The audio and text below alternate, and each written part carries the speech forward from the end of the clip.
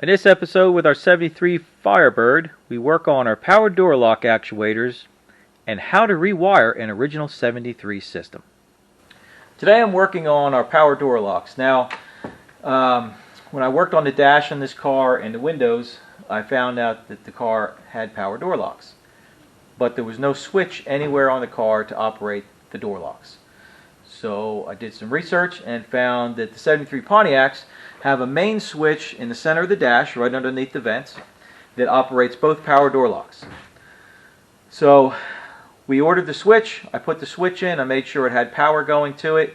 It did have power, and it switched power as I moved the switch. The only thing I did not know is that the people who restored this car cut the two output wires about 5 or 6 inches off the connector and wrapped them into the harness, and also removed the connector that was in the dash, that the wiring harness from the motors and goes through the door hinge pillar area up into the dash area. They removed the connector off of that and just shoved the wires down behind the kick panel. Good and bad.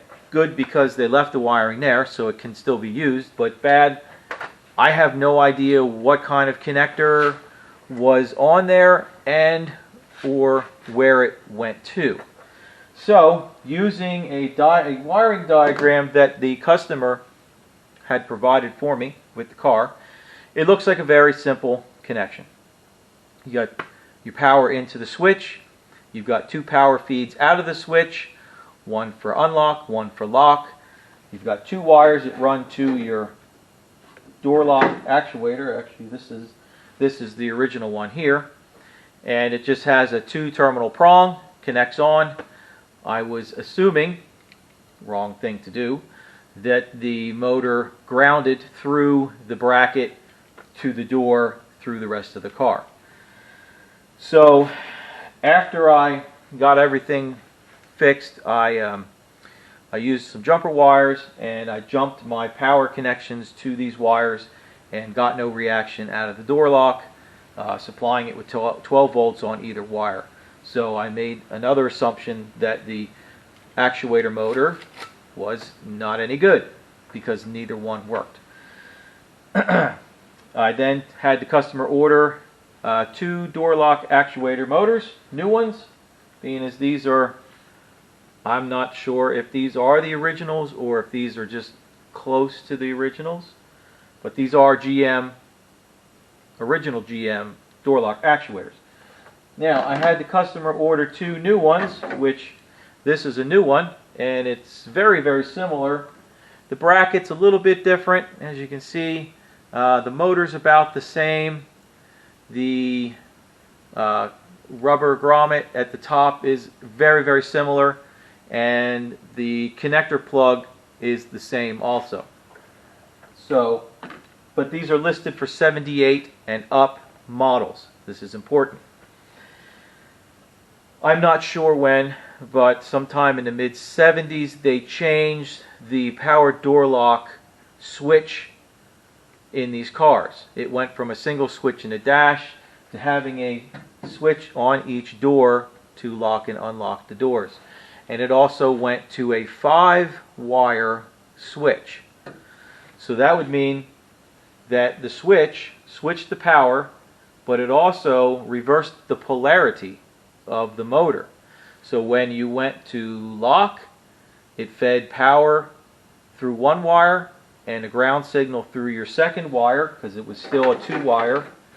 And when you went to unlock, it would reverse the polarity and send the voltage, the 12 volts, and the ground signal through the opposite wires, which would make the motor work.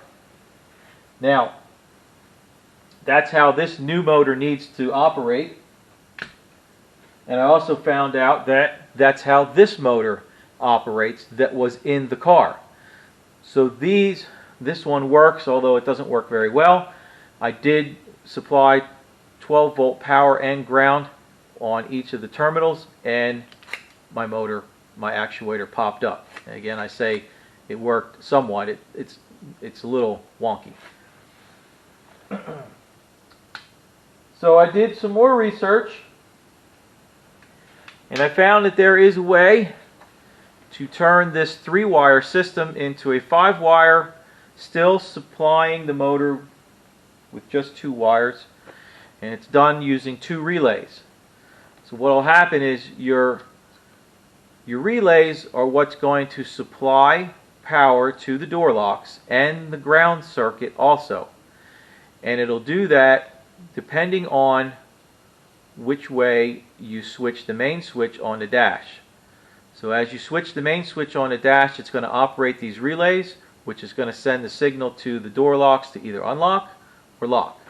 So we've got a little bit of wiring to do, a little bit of modification to the harness that I had previously fabricated, because whatever wiring was there that went to the door harnesses, like I said, is gone or hidden somewhere, buried in the harness, and I'm not taking it all apart to find it.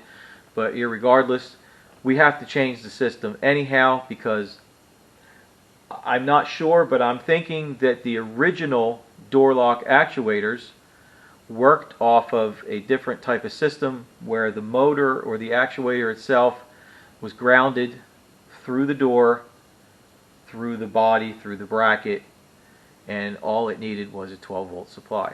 So we're going to go ahead and get these wired together. We're going to take apart our connector plug that goes on the back of our main switch, and we're going to supply the power to it from these, from the switch to these, and that'll allow the door locks to work by reversing polarity on the wires, and hopefully the door locks will work again. Hey guys, I just wanted to take a minute and talk to you about a website that I've been involved with for a couple years now. It's called Mopar Connection Magazine. This is the only online daily Mopar magazine on the market, and it comes free to you in your email. You can catch all the videos of Project Marcia on there, plus a lot of the other project cars that they have going on.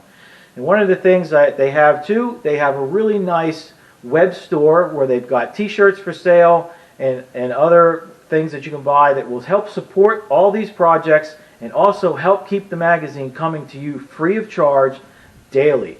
So go over to Mopar Connection Magazine at www.moparconnectionmagazine.com. Check out their web store and get yourself a shirt. Okay, so we talked about having to rewire the power door lock system in this car so that it's compatible with the new style door lock actuator motors. So I went out and bought 2 generic 5-pin relays with a little bracket so they can be mounted in the behind the dash. And what I've done is I've drawn a little diagram here on just how you need to wire these up together. So the first thing you do is need to supply power to your relay, constant power, and that comes in here, and it goes to the number 87 terminal. Next, you need to supply ground to 4 places. So you need 2 grounds to operate the little solenoid that's inside the relay, which would be that would be on number 85 and 86. And this is important because it's reversed on the 2 relays. So you do a ground, you do 1 ground on number 85, you do 1 ground on number 86.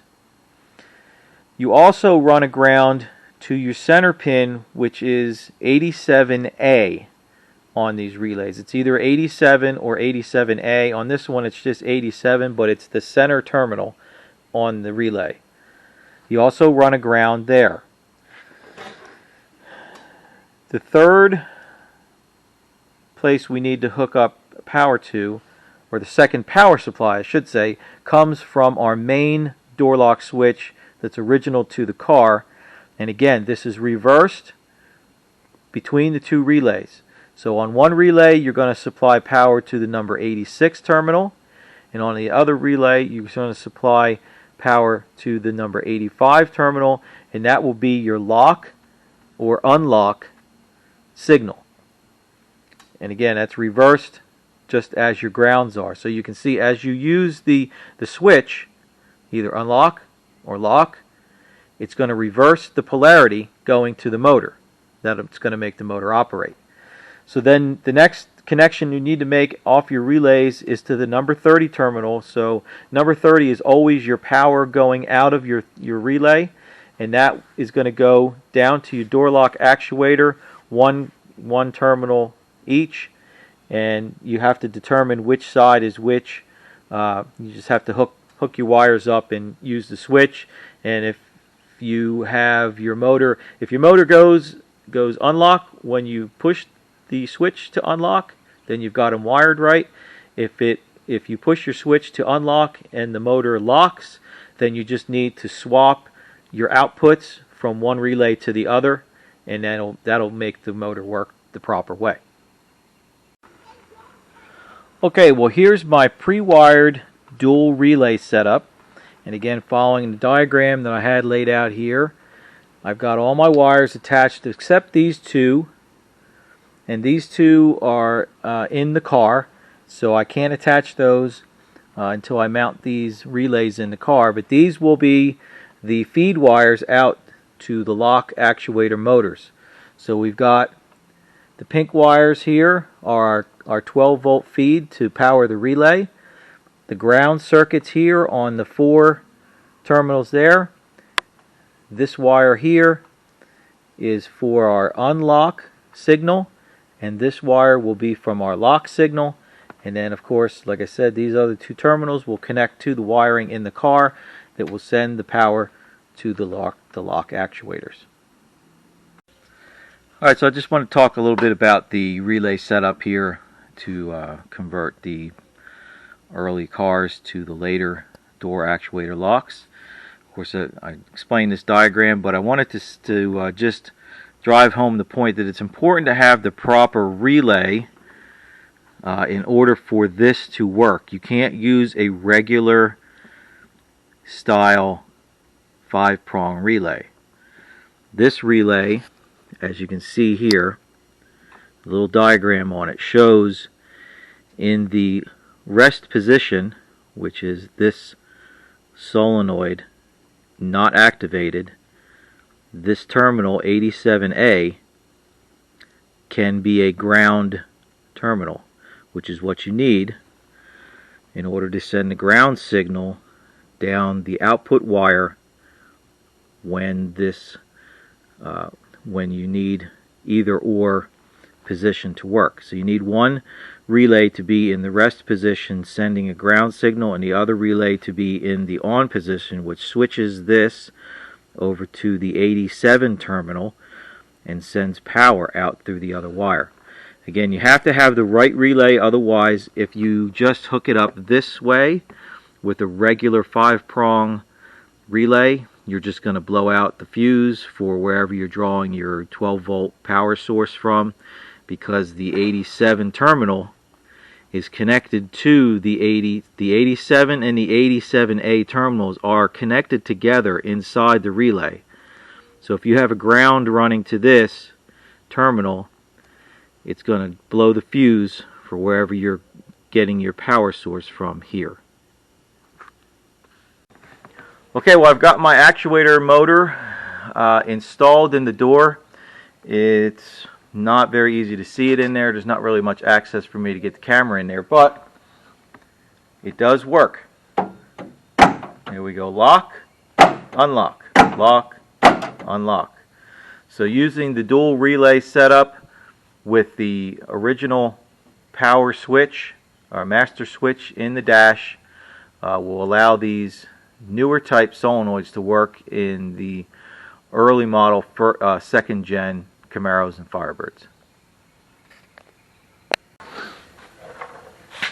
Okay, well, that's going to do it for this video on adapting our new style power door lock actuators into this Firebird, which basically are the only ones available today. So if your early Camaro or Firebird has power door locks and they are not working and you want to make them work again, I hope this video will make it a little bit easier for you to be able to do that with later model door lock actuators so you can have your power door locks working again. Again, thanks for following along. I hope this helps somebody out. It was hard for me to find some information online, so that's why I decided to go ahead and do this instructional video on just how to get this wired up so that your door locks can work again too. So appreciate everybody following along. If you haven't, please like, subscribe, share, or leave me some comments, and I'll see you again real soon.